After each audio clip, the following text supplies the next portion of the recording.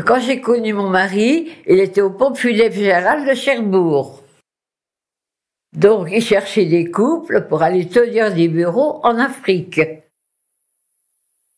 Pour les morts d'Afrique, mais surtout africains. Il y avait quelques Français, malheureusement. Donc, on faisait les cercueils. On avait des ouvriers, des menuisiers qui faisaient les cercueils. Mon mari faisait tous les démarches. Et moi, quand il fallait capitonner un cercueil, je capitonnais les cercueils. Je faisais les couvertures et les oreillers. J'ai donc fait, pour un cadre, pour un chef de village, ami de Houphouët-Boigny, qui est donc venu me commander un cercueil, et qui m'a invité après chez lui, à Yamoussoukro.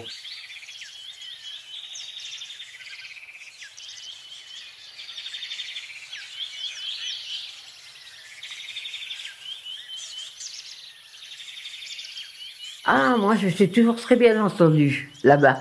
Parce que, bon, les Africains vous mettent là au travail. Moi, la première fois, mon mari m'a dit, voilà, en plus, c'était un enfant blanc, un enfant français, qui vient de décéder à tout jeune. Et mon mari me dit, bon, il était appelé dans les bureaux, il fallait qu'il danse aux administrations pour les papiers, parce qu'il faut que le cercueil là soit en zinc et tout ça, bien soudé. Donc il devait aller au bureau avant pour avoir l'autorisation. Et il me dit, bon ben voilà, il y a la mise en bière de ce petit garçon, mais tu vois, les ouvriers sont très au courant. C'était au tout début qu'on était arrivés, ça faisait peut-être 1 ou 2 mois. Il me disait, voilà, ils sont très au courant, ils feront tout ce qu'il faut, ils feront le travail eux-mêmes. La famille est arrivée, donc j'ai appelé les ouvriers, ils sont arrivés, on a parlé bien sûr avec les parents, et quand est arrivé le moment de la mise en bière, ils m'ont dit, ah ça madame, on ne touche pas à un blanc.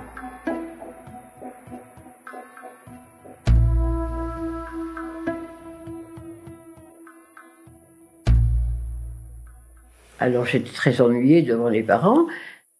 Et donc j'étais forcée de faire moi-même la mise en bière, ce que j'ai fait, devant le fait accompli. Mais alors, quand il a été question de finir le cercueil, ils m'ont répondu, on va le finir, nous, madame. Et alors, ils ont fini tout le travail. Par contre, c'est mon mari après qui venait souder le cercueil. Et quand mon mari est arrivé, il a fait le travail. Et après, on s'est réunis tous, sans les parents, bien sûr. Et j'ai dit, mais comment se fait-il que vous n'avez pas voulu faire le travail, que vous m'avez mise comme ça devant les parents? Ils m'ont répondu, madame, on voulait savoir si tu étais capable.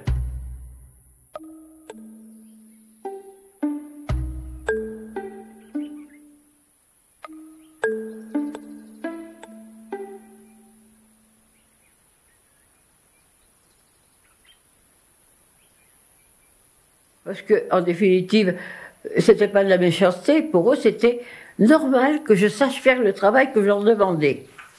Voilà.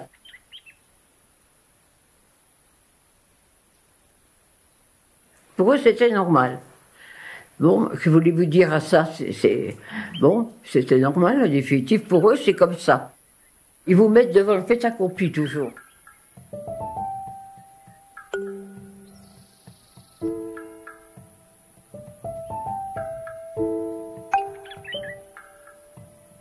Pourquoi un cercueil en zinc soudé? Oui, parce que pour le transport vers la France, dans les avions, il faut alors il y a le cercueil en bois, il y a le cercueil en bois, puis après il y a le cercueil en zinc qu'il faut souder. Il faut que tout soit très bien fait. Pour le transport en avion. Oui, pour le transport en avion. Et il faut la police, il faut tout ça.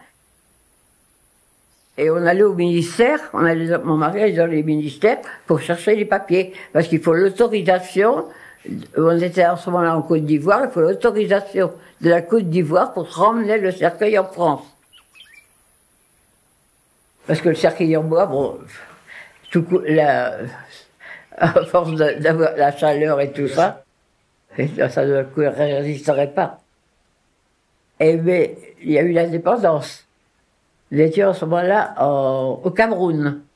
On a subi l'indépendance du Cameroun, qui n'a pas été bien jolie. Et après, bon, ben, moi, je suis restée, on est resté quand même. Et alors on est revenu parce que nous, avec les pompes funèbres, on changeait de poste. On remplaçait les directeurs qui partaient au congé en France.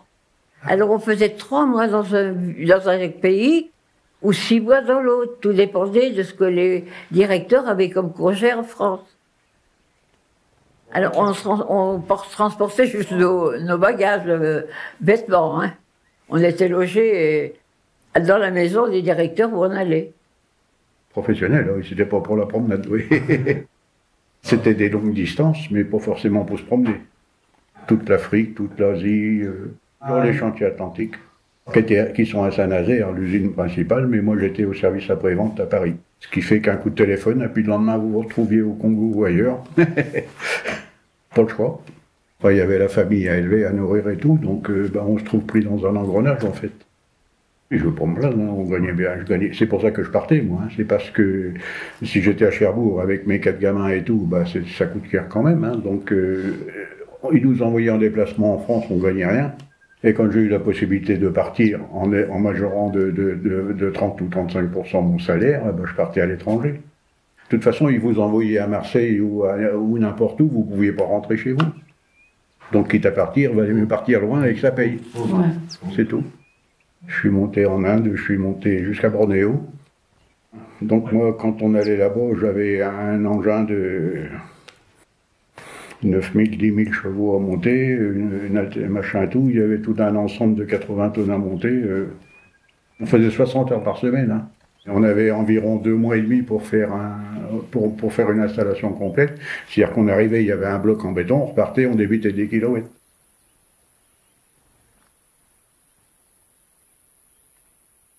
Alors par contre, j'ai eu de la chance parce que c'est la chance, le facteur chance il joue beaucoup dans la vie. Quand je suis parti au Tchad donc pour un chantier qu'il y avait à faire, donc j'ai fait mon chantier. Et le chef de centrale, il m'a dit, tu sais, ça nous coûte la peau des fesses de faire venir des monteurs de Paris. Il m'a dit, si tu veux, on t'embauche. Donc avec ma femme et mes enfants, on a passé 4 ans au Tchad. Je privilège le fait que moi personnellement, ça me plaisait bien, ma femme pas trop. Elle est trop souvent repartie en fait. Mais c'est comme ça, c'est un choix à faire. Par contre, ça lui a permis d'élever ses 4 enfants sans jamais travailler ni rien. Ça, il fait chaud en Afrique, c'est bien. J'y étais une fois, merci. Je sais pas si c'est un mot. J'étais à Pointe-Noire.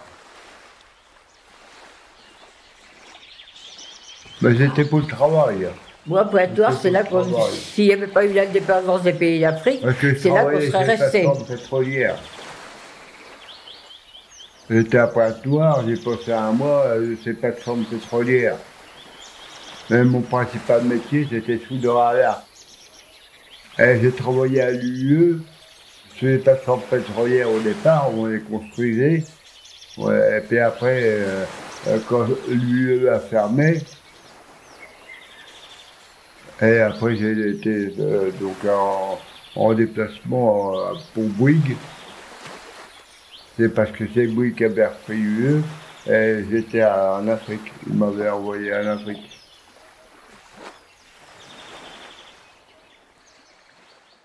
Alors après, ils voulaient que j'y retourne 3 mois, mais j'étais avec mon épouse à cette époque-là.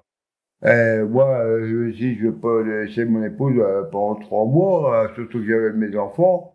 Alors moi, j'ai dit, non, je ne repars pas 3 mois. Mais en Afrique, si vous n'êtes pas fonctionnaire, vous travaillez beaucoup, hein. On travaillait même le jour des fêtes, hein. On travaillait beaucoup en Afrique, hein, quand on n'est pas fonctionnaire, attention. Moi, on n'a pas pu aller faire du cheval, ni apprendre l'aviation, là. On pouvait pas, on n'avait pas le temps, hein. On prenait le matin, il était 7 heures du matin, on finissait à midi, on prenait à 2 heures et on finissait le soir quand il n'y avait plus de clients, hein. Et aux pompes funèbres, moi j'ai vu les Africains attendre à notre porte. On voulait sortir un dimanche, il y avait un décès, on n'a pas pu, hein. Et ils frappent dans les portes sans arrêt. Oui, et on est resté comme ça parce que il y a un décès, ils n'ont pas l'argent. Il faut qu'ils aillent chercher dans le village. Alors ils sont dans le village, mais ils vous laissent quelqu'un à votre porte de façon que vous vous sauviez pas. Et oui, alors la première fois, j'ai dit, bon, je ne vais pas rester comme ça tout le temps. Et puis si, il vous reste là, dans la cour, et puis jusqu'à qu'on revienne avec l'argent. Il vous tient en esclave, si vous voulez.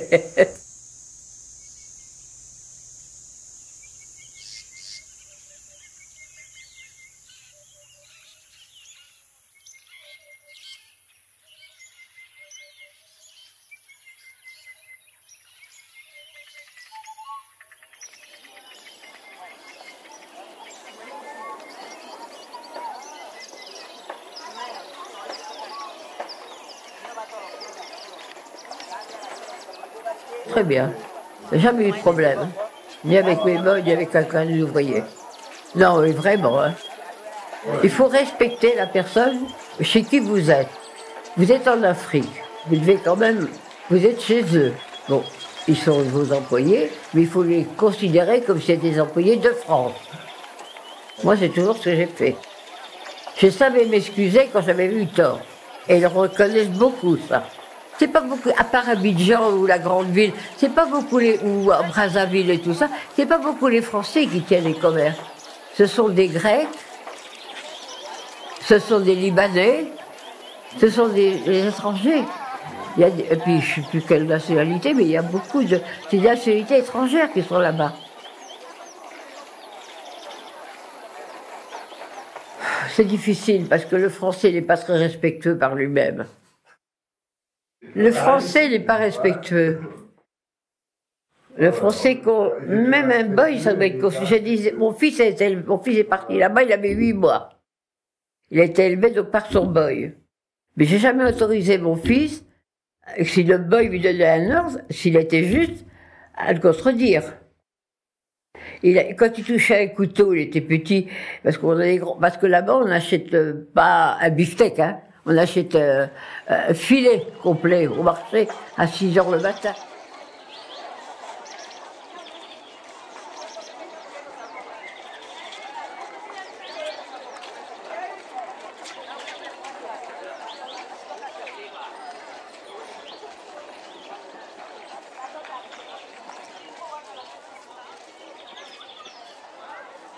Hein? Faut changer sa vie. Et bien, quand le boy disait à mon fils, tu ne touches pas, et qu'il allait, je ne lui disais absolument rien. Je laissais le boy le faire obéir. Et mon fils, j'ai appris, lui a appris le respect, comme on m'avait appris de l'être humain, que ce soit la bonne ou le directeur, on doit toujours la politesse et le respect.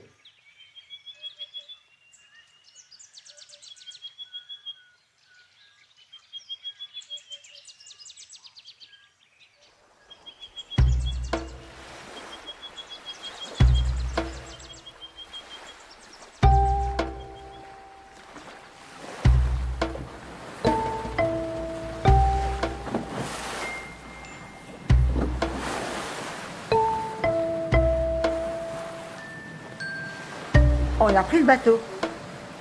Oh, formidable le bateau. Oh, qu'est-ce que je me suis amusée là-dessus. Je dansais, je chantais. Oh, j'étais à la table, comme mon père quand même avait une bonne situation, donc j'étais à la table du commandant. Alors, il y a eu une grosse tempête. Moi qui ai des habitudes, j'ai mal au cœur. J'étais là, le dernier jour de la tempête, quand on est allé se réfugier sur Casablanca, il n'y avait plus que moi avec le commandant à la table. Sur 6 personnes, on n'était plus que 2. J'ai jamais été malade. Ni ma grand-mère, la pauvre. Non. Ah, Dakar, c'était spécial. D'abord, l'école, c'était mixte déjà. Que c'était pas quand on était ici.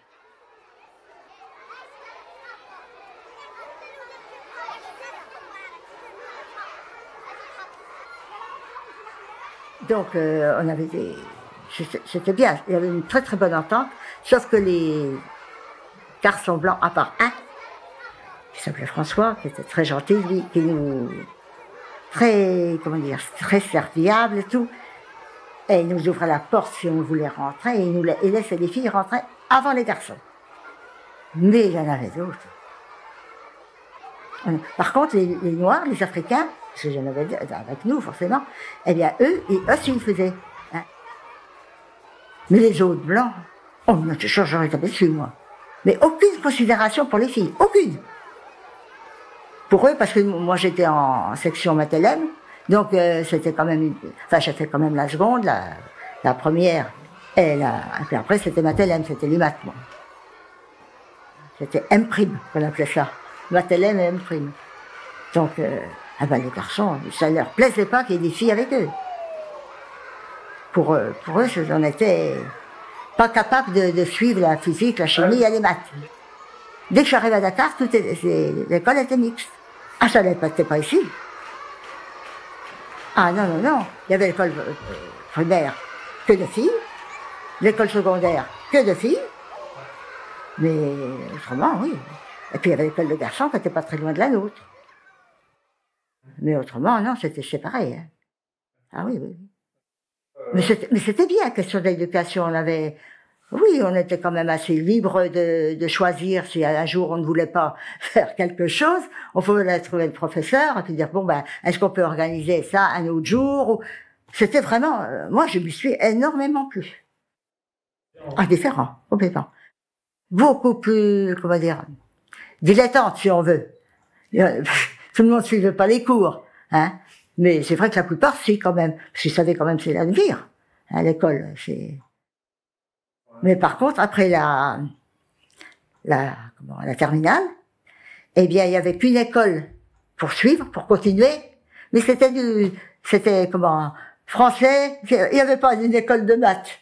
Moi, j'aurais voulu continué mes études, ce que j'ai pas pu, puisque mon père était tombé malade là-bas, et qu'on est rentré. Mais, il n'y en avait pas. Il y avait que le français, c'était des études supérieures quand même. Hein, mais c'était la philo, c'était plus la même chose que moi, la philo, non. Vous savez, j'ai vécu 6 ans, hein, malgré tout. Alors, en 6 ans, on se fait des amis. Alors, de 15, et puis sur 20, j'allais presque avoir 21. Je suis rentrée, j'ai fait mes 21 ans chez mes... Un peu difficile. Ouais. Un peu difficile, oui. Parce que j'ai fait tous mes copains et copines là-bas.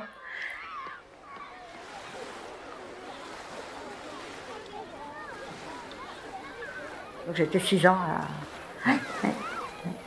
Ah, c'était bien. Mais c'est pas la même vie. Oh là là. Après l'école, on allait se baigner.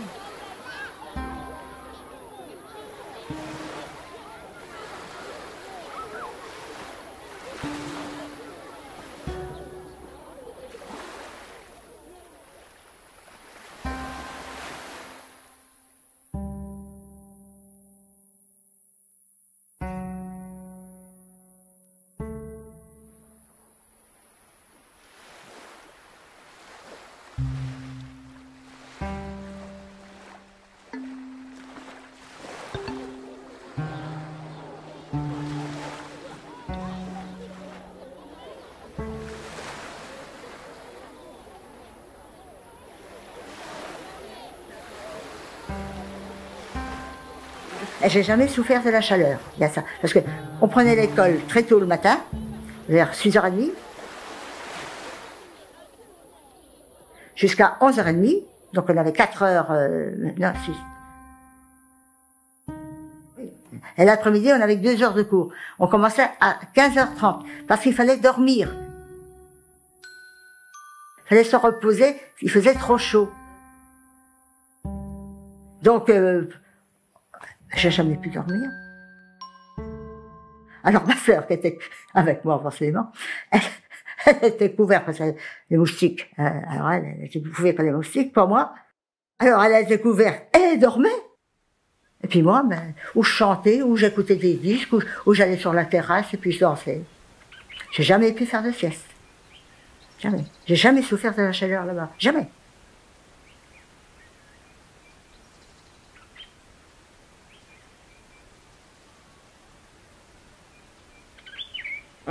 J'ai dû arriver au Maroc en mai 71. Je suis restée 4 ans, j'ai jamais souffert de la chaleur. Pourtant, il y fait chaud aussi, parce que je suis allée au Maroc, il fait chaud quand même. Hein. Ah ben là où j'étais, Khouribga, il y avait pourtant ça. Khouribga, c'était le plateau de la soif en français. Oui, je connais. Oui, il y avait une grande base, là ils étaient 2500 bonhommes. Ah ben c'est un plateau, hein, c'est un petit, en fait c'est un tout petit bled et puis il y a il y a une caserne qui s'est montée, là ils ont fait, il y avait 2500 bonhommes à la caserne, alors évidemment ce petit village-là, cette petite commune, ben elle a grossi parce que les familles sont arrivées, il n'y avait pas que les marins à la base, il y avait les familles qui suivaient. Ça a poussé comme des champignons, c'est des petites maisons qui se faisaient un petit peu partout, ça faisait comme des petites villas, mais toutes simples. Au Maroc, à 21 ans, je venais de me marier. 3 mois que j'étais mariée. Mon mari est parti là-bas et puis j'ai suivi. La première fois que je montais dans le train, je ne savais pas ce que c'était. Et je n'étais jamais montée dans le train. Et comment mes parents étaient à la campagne, et je ne savais pas du tout ce qu'était le train, ni l'avion, encore moins, parce que arrivé à Paris, il a fallu se rendre à Orly pour prendre l'avion. Ah ben je vous assure que j'ai été 2 jours sans manger. Impossible d'avaler quoi que ce soit. J'étais tellement, je paniquais, je disais, j'y arriverai jamais, mais si. Et mon mari à Casablanca m'attendait, alors il n'y a pas eu de problème après, mais toute seule, je vous assure que, surtout à l'époque.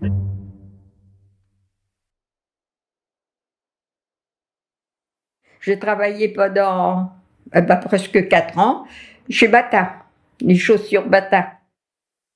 Et ce qui fait que je rapportais ce que mon mari rapportait, parce qu'il était que simple marin à l'époque. Alors, ça faisait pas de grosses payes, mais ça en faisait 2. Alors, on est arrivé quand même ça a été. Il n'y a pas eu de problème. Oh, bah le Tchad, c'est dur, hein. 42, 45 à l'ombre, dur, hein. Oh, de toute façon, moi j'ai plusieurs... je regrette pas le Tchad, on y a passé du bon temps. Après, j'étais bien, les gamins étaient contents. On avait une petite casse et tout ça, on était bien. À la vie locale, c'était aussi, j'ai passé du bon temps aussi, hein. C'était dur. C'était dur quand même, il faisait trop chaud. Même les enfants, ils ont eu du mal, hein, mes enfants. Il avait d'école que le matin d'ailleurs. Il prenait de bonne heure le matin et à 13h c'était fini. Il ne pouvait pas l'après-midi, 45, ça tient pas. Ça tape vraiment dur. Hein. 99% d'humidité, c'est ça. J'ai fait le Cameroun, vous savez comment celle qui était venue. 99% d'humidité. Tu te lèves le matin, tu transpires, tu es mouillé, tu te recouches le soir, tu te couches mouillé. Toute la journée comme ça. Bon, on a passé du bon temps quand même. Hein. Oh, il y a des bons copains, copines. Les copines, ah, ouais, je l'ai dit. Il fallait ce qu'il faut quand même. Ah bah, ouais.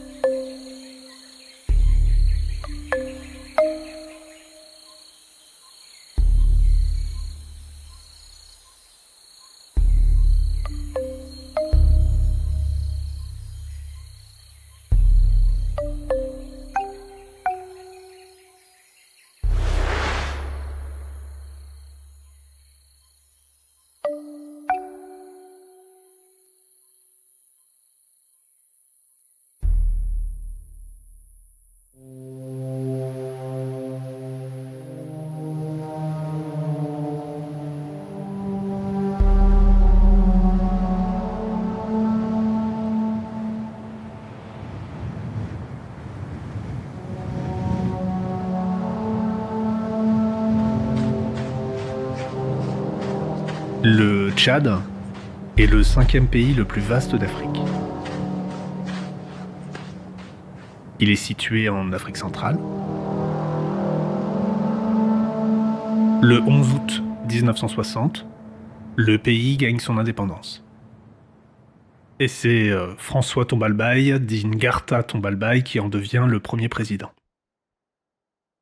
Il dirigera le pays jusqu'à sa mort, en 1975, le 13 avril, lors d'un coup d'État. Mais par contre, on y a passé du mauvais temps aussi. Un exemple, la tête de Tombalbaye, elle était au bout d'un... Quand ils l'ont zigouillé, la tête, elle était au bout d'une lance, là, puis il faisait le tour de la ville. Hein.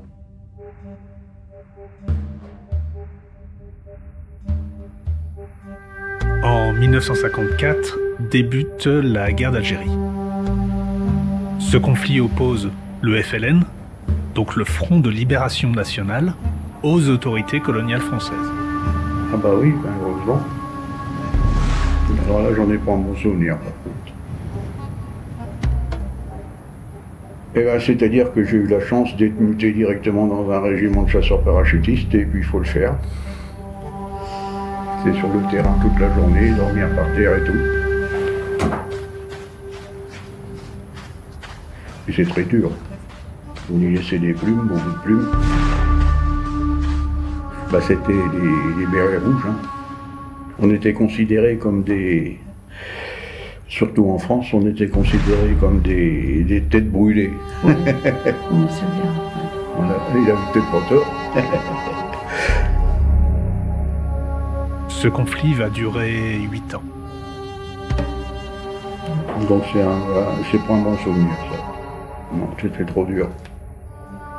En plus, j'étais infirmier, moi, donc on n'arrêtait pas de ramasser les macabées, c'est pas marrant. C'est sûr, hein, moi j'ai vu passer des jours entiers, pendant 2 ou 3 jours, à ramasser les macabées. Hein.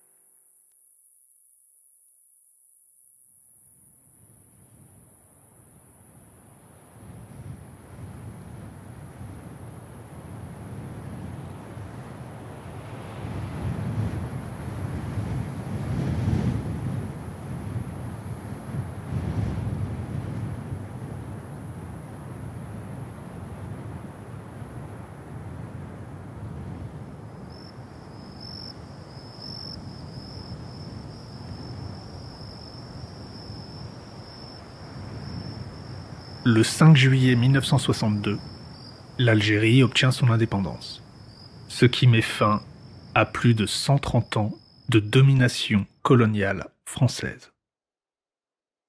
Ça a été fini en 62. Grosse connerie, c'est qu'avant de partir, enfin, je n'ai pas fait de conneries, hein, si j'en ai eu à en faire, mais ça se voit pas. C'est avant de partir, j'étais, quand on faisait une fête ou un truc comme ça, dans le coin, là, j'étais à la Croix-Rouge. Alors on faisait quand il y a un truc, ils font un poste, et puis le secours de la Croix-Rouge, quoi. Et puis j'avais un gradé, là, il m'avait dit, tiens, alors donc j'avais passé mon diplôme d'infirmier, j'étais passé à Toul, à l'hôpital militaire de Toul.